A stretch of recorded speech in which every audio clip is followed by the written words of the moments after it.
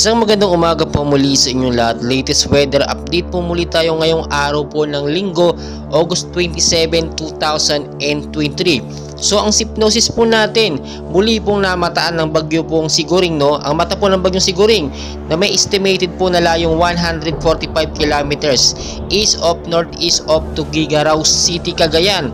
At kung makikita nyo po sa ating pinaka-live radar, pumalo na nga po sa super typhoon na category or 205 kilometers per hour ang lakas ng kanyang hangin. Malapit pa rin po ito sa sentro. At ang bugso naman po ay pumapalo ngayon sa 220 kilometers per hour. Pa northwestward pa rin po sa bilis po na 10 kilometers per hour. Mapapansin nyo po, no, dikit na nga po siya, no, bandang Central Luzon. At nakikita natin kung paano talaga yung nagiging pagkilos ito nga po si Super Typhoon na Goring.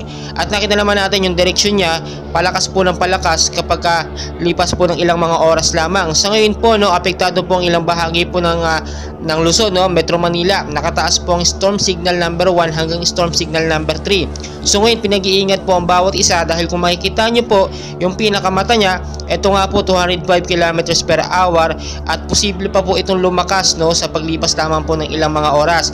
Ina-expect po natin sa susunod na linggo po ito totally lalabas po or aalis po ng ating Philippine Area of Responsibility. Kaya ngayon pa lang po, no, maging ready na po tayo sa mga posibilidad na mangyari. Expected po natin ng malakas pag-uulan especially po sa Luzon, Visayas at Mindanao. Mag-ingat po yung mga bahaing lugar especially sa Metro Manila, no? At ayaw na po natin maulit na magkaroon ng sobrang pagbabaha. Linisin na po yung mga estero at kapag nagkaroon po ng pagbabaha, makipagkasungguni po tayo muli sa ating mga LGU para sa dapat nating gawin. Sa pagkakataong ito, yung mga lugar naman po na matataas, umiwas din po kayo dyan sa banta po ng landslide. Kapag nagkaroon po ng patuloy na pag-uulan, lalambot po ang lupa at ito po yung mauuwi sa landslide, no? Maging I'm ready po tayo sa mga posibilidad na mangyari dahil never and ever po natin mapipredict ang galaw po ng bagyong Siguring, no? At na makikita nyo mabuti yung ikot po niya, no? Malakas ang sirkulasyon ng hangin nito.